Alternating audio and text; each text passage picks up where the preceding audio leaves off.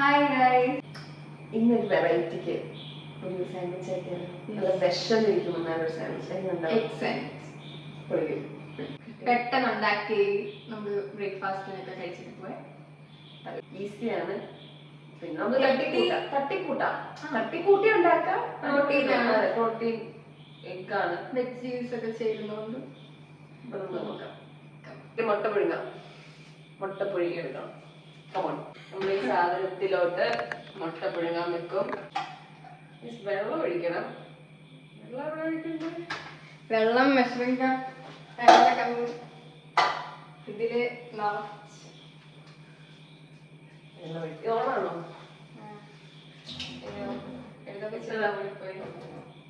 ഇത്രയും ഒഴിക്കാൻ നമ്മൾ ഇതിനകത്ത് ഉണ്ടാക്കുമ്പോ നിങ്ങൾ ചെയ്തിട്ടില്ലെങ്കിൽ നിങ്ങൾ ഞാനും ചെയ്തിട്ടില്ല. നമുക്ക് പല ലെവലുണ്ട്. സോഫ്റ്റ് വേണം, ഹാർഡ് വേണം. കാണാൻ പറ്റുന്നുണ്ടോ? മീഡിയം ഉണ്ട്.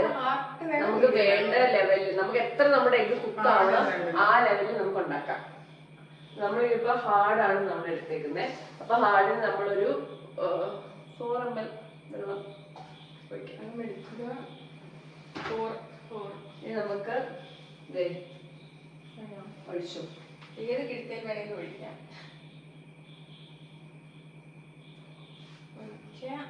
ഇനി അടച്ചു വെക്കുക.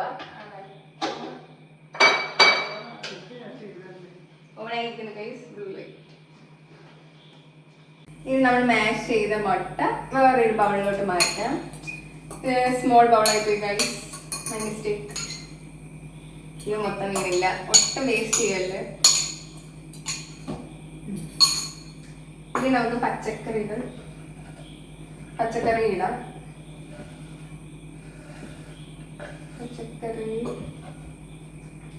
ആവശ്യത്തിന് ഉപ്പ്, മതിയേരി, കുരുമുളക്, സോയ സോസ് വേണം. എനിക്ക് ഭയങ്കര ഇഷ്ടമാണ്. ഇതൊക്കെ മയോണൈസ് ഒരു ക്ഷാമം വരുത്തേണ്ട ഒഴിക്കാം. ഇത് വെജ് മയാണ്, നല്ലപോലെ ഒഴിക്കാം. നമുക്ക് അടച്ച് വെക്കണം. കൈ വെച്ച് മിക്സ് ചെയ്യരുത്. മുട്ടനാശം എടുത്ത് സ്പൂൺ വെച്ച് മിക്സ് ചെയ്യാറ്. ചേച്ചിയുടെ ഷെഫ് ഈസ് ഇൻ. ചേച്ചി വന്നിരിക്കുന്ന എന്റെ സോയ സോസ് എടുത്ത് ഒരു തുള്ളി എന്നൊക്കെയല്ലേ സന്തോഷം. അതുപോലെ മിക്സ് ചെയ്തു. നമുക്കിനി ബ്രെഡ് എടുക്കാം.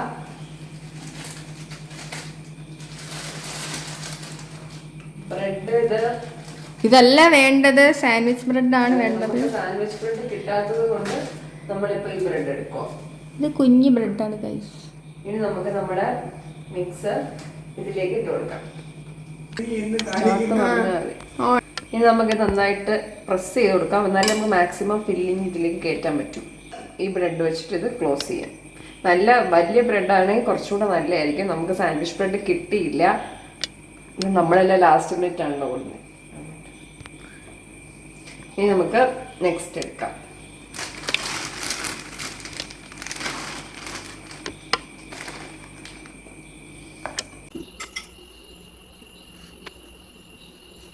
ഇത് സിമ്പിൾ റെസിപ്പിയാണ്. നമുക്ക് വേഗം ആക്ച്വലി ചെയ്യാൻ പറ്റുന്ന ഒരു റെസിപ്പിയാണ്. നിങ്ങൾക്ക് അറിയിരിക്കും, എന്നാലും അറിയാത്ത ആൾക്കാർ കാണുന്നുണ്ടെങ്കിൽ ചെയ്യാൻ നോക്കുക.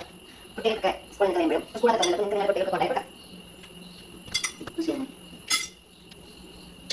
നമുക്കിനി പുതിയ കത്തി നമ്മൾ ഉപയോഗിക്കാത്ത പാൻ.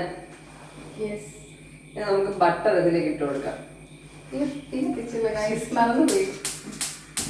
അത് ചൂടാവണം, എന്നിട്ട് ബട്ടർ ഇട്ട് കാര്യമുള്ളൂ. അതെ, ചൂടാവണം.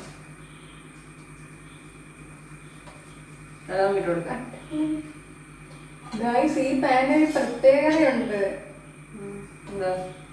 ഇവിടെ ലൈൻ പോലെയൊക്കെ ഉണ്ട്. അപ്പം അധികം എണ്ണ കുടിക്കത്തില്ലെന്നൊക്കെയാ പറയുന്നത്. അങ്ങനെ ഞാൻ പക്ഷേ ഗ്രില്ല് പോലെ പരിപാടികളൊക്കെ ചെയ്യുന്ന പാനായിരുന്നു. അതുപോലെ തന്നെ. അപ്പൊ ഒത്തിരി എണ്ണ വേണ്ട. ഇനി നമുക്ക് ഇതൊന്ന് ഇച്ചിരി ഒന്ന് ചൂടായി മെൽറ്റായി വരണം.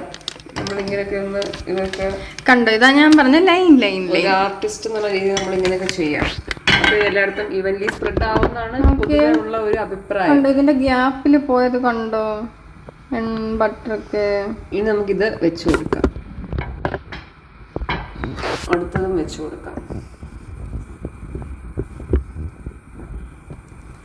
ഇത് വർഷങ്ങൾ കുറേ ആയ പാനാണ് ഗൈസ്. കണ്ടോ, അടുത്ത സൈഡും കൂടി ബട്ടർ ഇങ്ങനെ സ്പ്രെഡ് ചെയ്ത് കൊടുക്കാം. ബട്ടറിന് നമ്മൾ ക്ഷാമം ഒന്നും വരുത്തുന്നില്ല.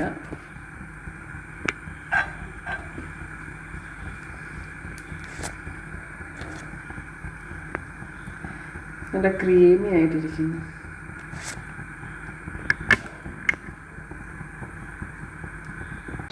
ഇനി നമുക്ക് പതുക്കെ ഒന്ന് തിരിച്ചിട്ട് കൊടുക്കാം.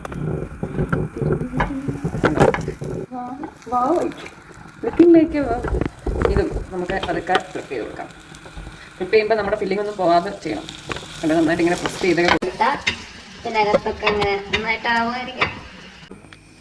നമ്മുടെ രണ്ട് സൈഡും ആയിട്ടുണ്ട്. ഇനി നമുക്കിത് പതുക്കെ ഒരു പാത്രത്തിലേക്ക് വെച്ചു കൊടുക്കാം.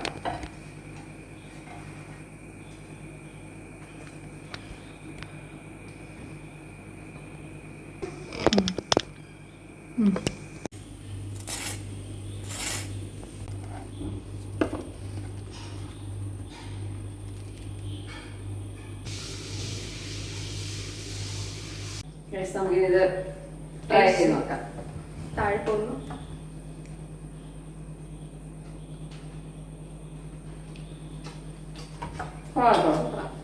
കൊള്ളാം. കൊള്ളാം. എല്ലാവരും ട്രൈ ചെയ്ത് നോക്കണം. സബ്സ്ക്രൈബ് ചെയ്യണം, കമന്റ് ചെയ്യണം.